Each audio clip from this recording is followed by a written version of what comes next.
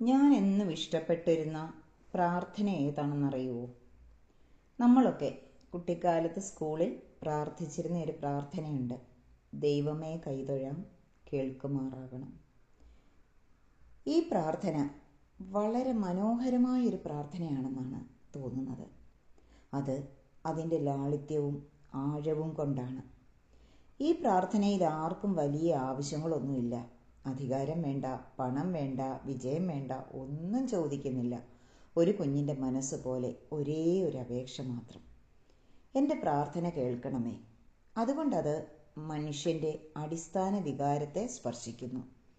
കേൾക്കപ്പെടണം, മനസ്സിലാക്കപ്പെടണം, സുരക്ഷിതത്വം അനുഭവിക്കണമെന്ന ആഗ്രഹം.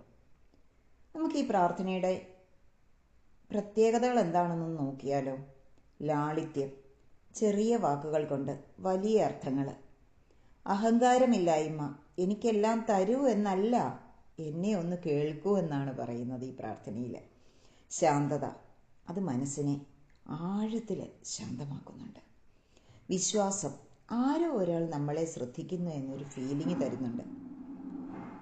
എല്ലാ പ്രായക്കാർക്കും ബന്ധിപ്പിക്കാൻ കഴിയുന്ന ഒരു പ്രാർത്ഥനയാണിത്. കുഞ്ഞിനും മുതിർന്നവർക്കും ഒരുപോലെ ഹൃദയത്തിൽ തൊടും.